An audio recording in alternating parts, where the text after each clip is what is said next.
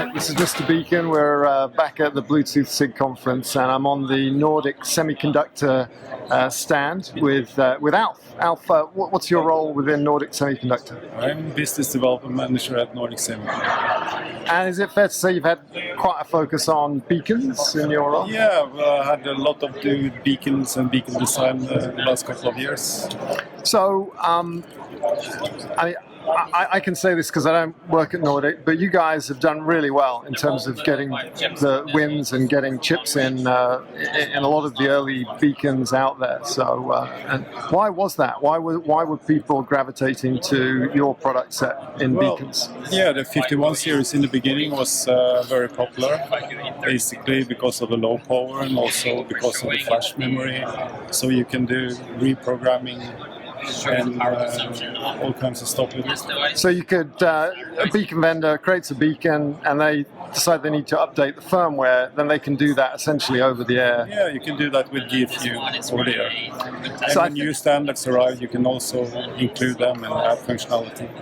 So I think it'd be really helpful for solution designers to understand how much a company like Nordic does in terms of that value chain. What are so you don't just sell a chipset, do you? You provide a bit more than that. Oh yes, we provide the SDK, we provide software, the stack, everything. Also a bootloader in there so you can do DFU.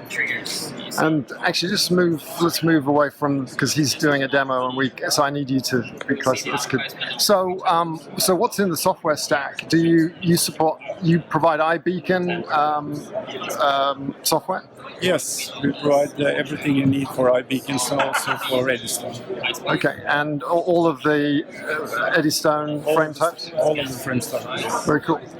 And so where do you fit? So I think when I was doing the research, you gave me a module to play with that had an antenna and a chipset, but you're not really in the module business. Is that fair to say? No, we are not making modules, but we have a lot of module partners.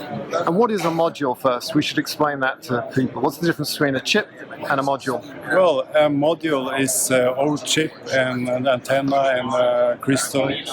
And it's much more than that actually, because the module vendors are also doing all the Bluetooth qualification and all the teleregulatory tests and FCC and everything. Okay. And that's a lot of work and there's a lot of cost to do that around the world.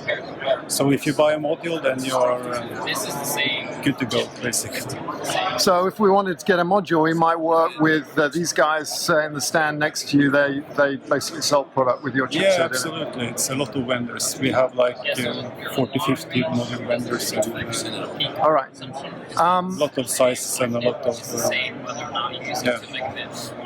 Well, lastly, you guys have got the catbird seat. You've kind of got a very good view of the ecosystem because you're supplying chipsets to lots of beacon vendors.